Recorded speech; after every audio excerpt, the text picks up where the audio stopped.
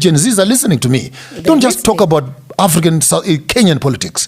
You need to move your agenda beyond the borders of Kenya. Unfortunately, I was listening to you the other day. It feels bad that you are also now getting caught up in the South African mischief. The Luos and the Kikuyus, now even the Gen Zs are divided between the Luos. Back to the tribal nonsense.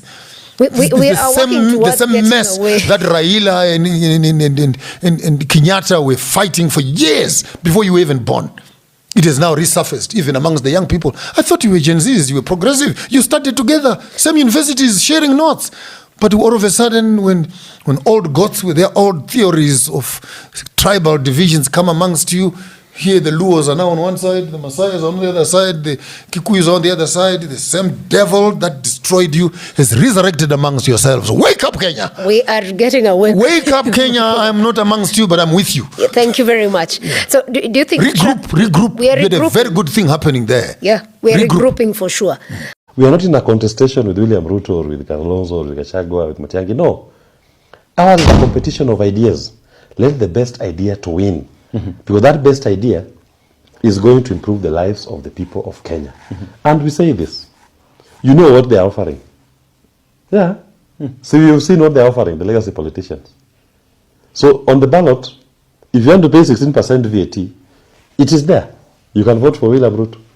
If you want to pay 5% sales tax only, we are here. It's ideas.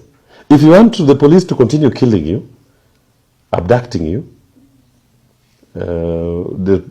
disrupting your demonstrations, peaceful demonstrations, the legacy politicians are there. You can vote for them if that is what you want to continue. As we are telling you, we'll give the power in your hands to oversight the police as a people. We are not saying only Safina people will be members of that oversight committee. The Kenyan people. So if you want the odious debt, the legal debts to be paid by yourselves, the legacy politicians are there. You can vote for them. But if you don't want to pay these illegal debts, Safina is here. If you want to continue paying for education from primary to tertiary, they are there. Continue with them. It's okay. As we are simply saying, we want a society where people should be able to access education for free without paying additional cost. That funding should come from their tax contribution, not direct cost from your pocket. If you want to continue paying for healthcare, legacy politicians are there. Continue with them.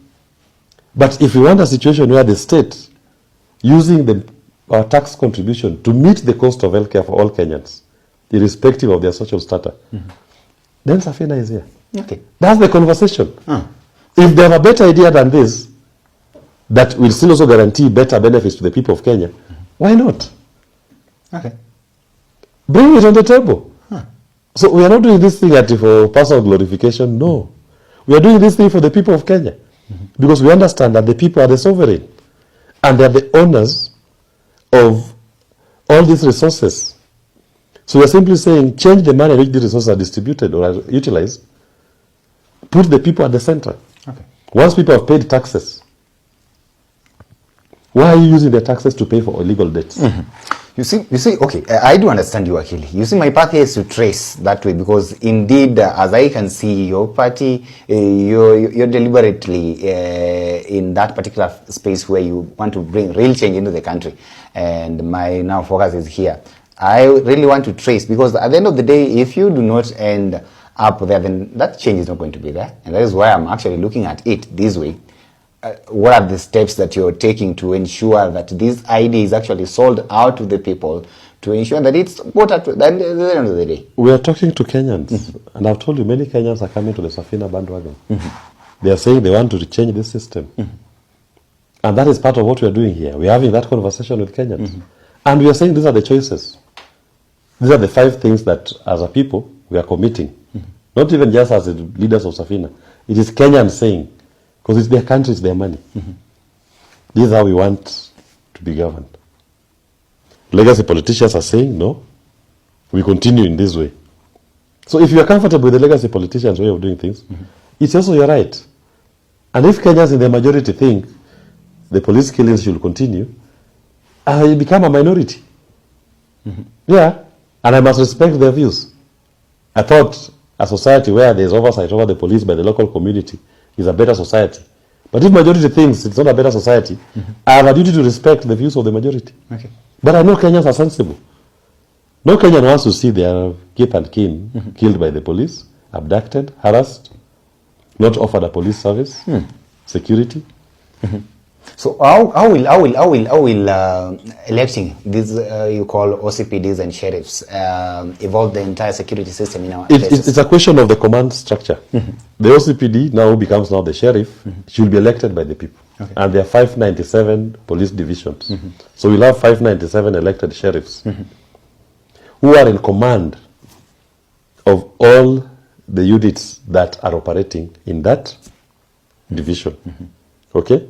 He only gets his mandate from the people, not from a legacy politician in Nairobi. And the people are saying, yes, this is the person we want to oversight our security. And he can be a policeman or a civilian. If he's a civilian, he'll be taken to a 3 months officers training course on security and exercising command responsibility. Then he comes back and starts executing his function. If the sheriff becomes rogue, the people will have the power to recall him. And before he serves his term. And he can only serve for one term. For 5 years. That is our proposal. What's the danger in politicking security matters? It's not politicking it. This person has only one duty.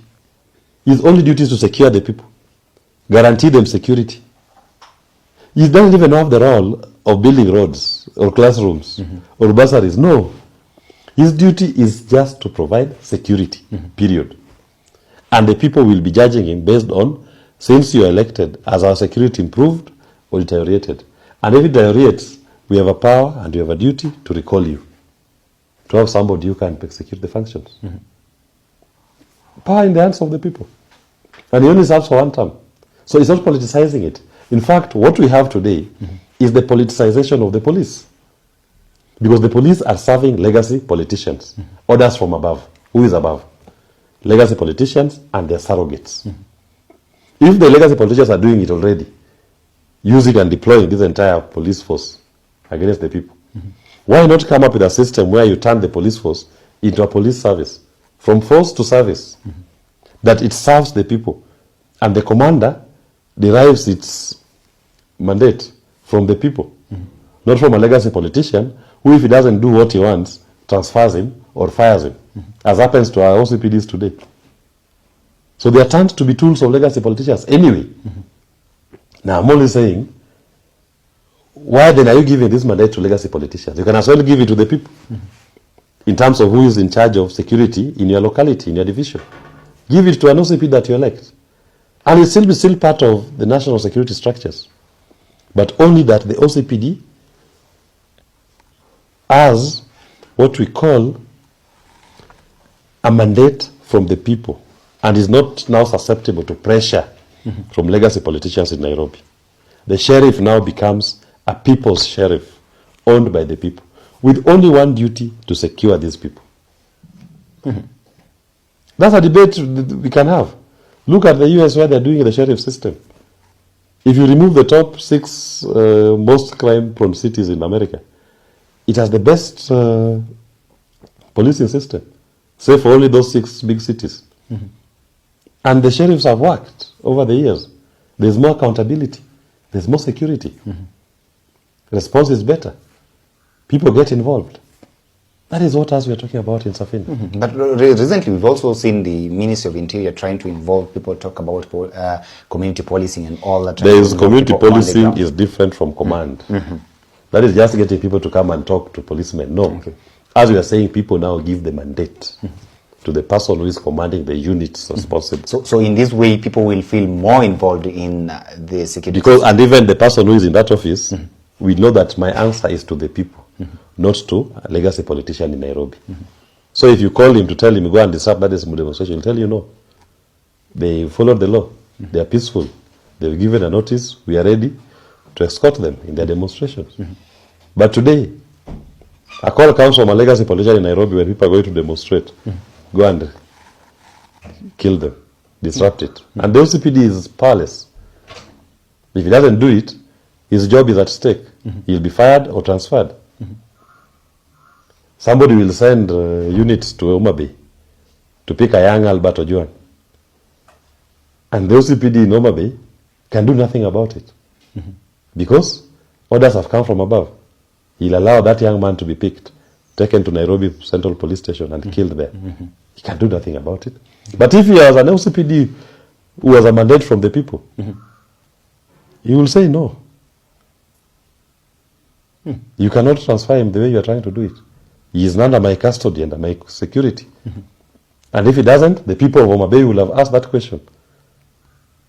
So it's a different mindset. We must break the system. And even the police station, Central Police Station, will have had a local community oversight committee that will be able to walk into that cell and find out why Albert is here. Why has he not been admitted to bail? This is a man that is known. Even his home, the police know it. The alleged offense did not cause any harm to anybody. Hi Kenyans, mi sina maneno mingi. All I want to say is Ruto must go, like yesterday. Bye. Ati black chocolate ni fine melanin bana kutoka nikapate. Kanapenda kenye mi wanapenda, so kanapenda toto chupa na haga nono. Madam na kudai, umedunga mini na unapenda mangwai. Una dance fit, unawacha nikismile. Ama niko high, jua lies even nice. Kono moja mbele, gine yende rembe. Baila, yoni. Enyewe, Ruto must go. Enyewe, Ruto must go. By the way, Ruto must go. Enyewe, Ruto must go. Wash fire, Ruto must go. Enyewe, Ruto must go. By the way, Ruto must go.